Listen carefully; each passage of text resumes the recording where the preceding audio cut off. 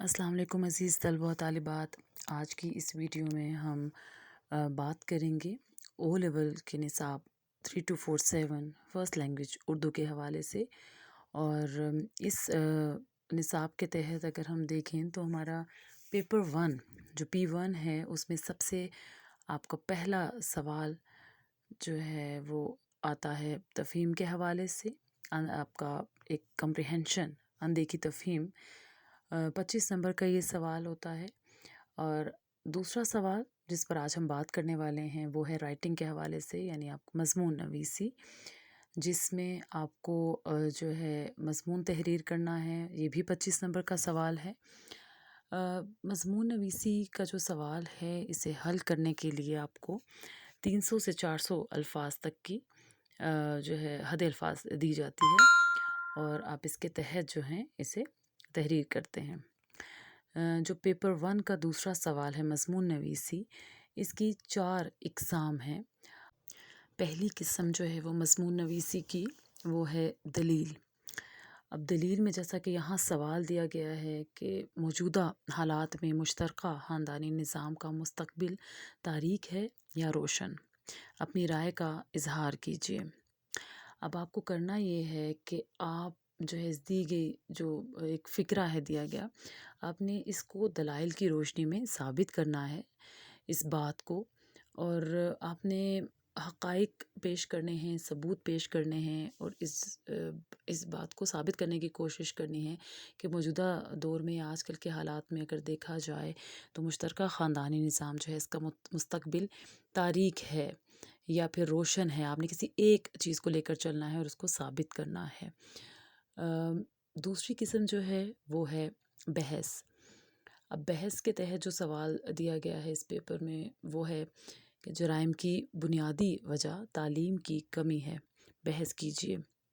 اب یہ جو آپ کو جملہ دیا گیا ہے، ایک سٹیٹمنٹ دی گئی ہے، آپ نے اس کے حوالے سے بحث کرنی ہے، اور بحث کا طریقہ کار یہ ہے کہ آپ اس کے حوالے سے یعنی جرائم کی بنیادی وجہ تعلیم میں کمی ہے یا ناخواندگی ہے یا شرح خواندگی میں کمی ہے، آپ نے اس کی حمایت میں بھی بات کرنی ہے اور اس کی مخالفت میں بھی اقتباس لکھنا ہے، اور پھر آخر میں آپ نے دونوں کے اہم نکات درج کرتے ہوئے اس کا اختتام کرنا ہے اور اپنی رائے پیش کرنی ہے۔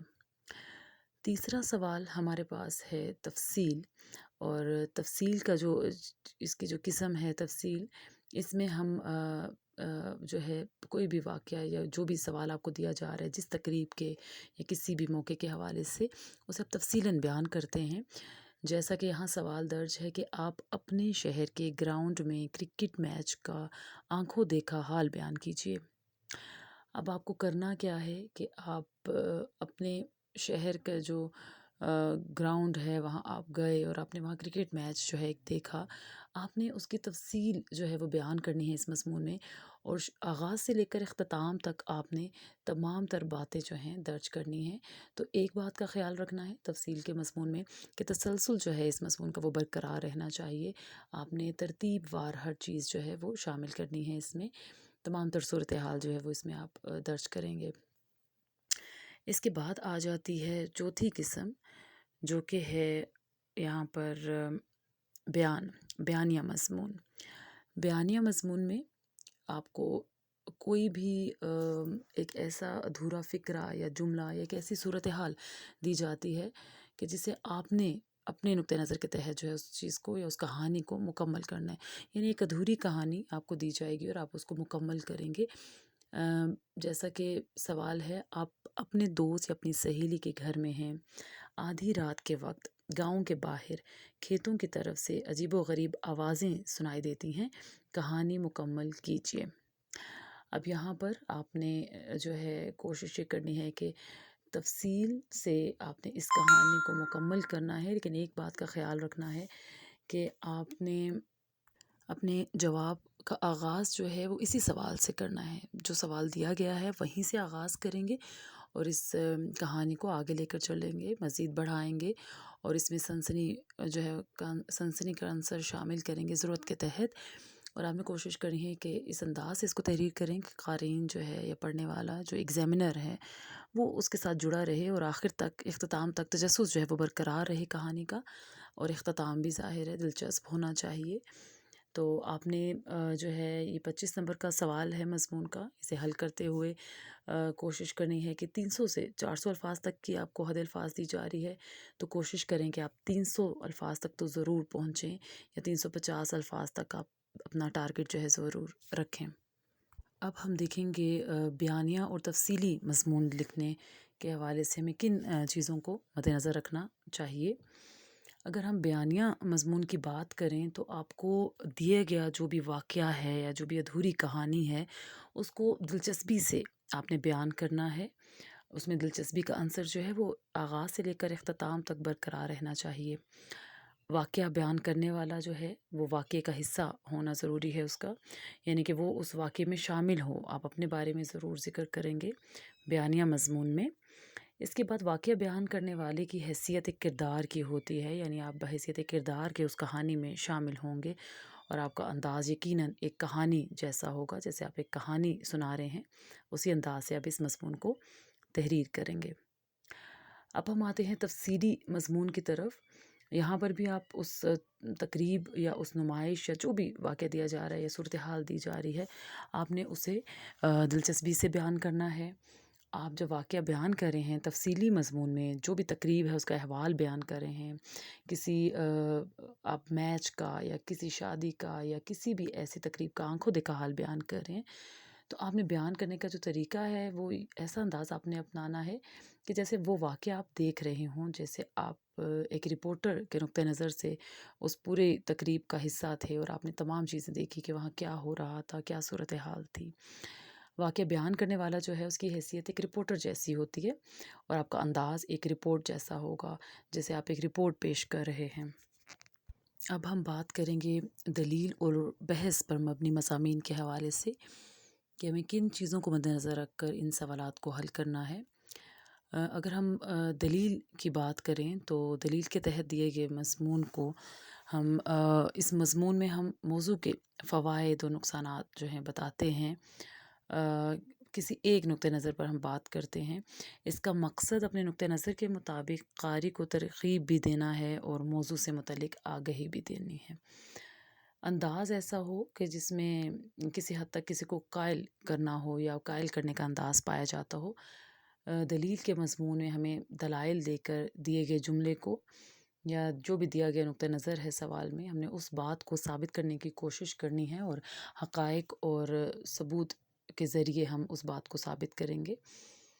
اب بات کرتے ہیں بحث کے حوالے سے۔ مضمون کی اس قسم میں یہ ایک ایسا موضوع ہے جس میں ایک متوازن اور معروضی نوعیت کی بحث پیش کی جاتی ہے، یعنی موضوع متنازع ہو سکتا ہے لیکن بحث کرنے والا اس مسئلے پر زیادہ متوازن بحث پیش کرنے کی کوشش کرتا ہے۔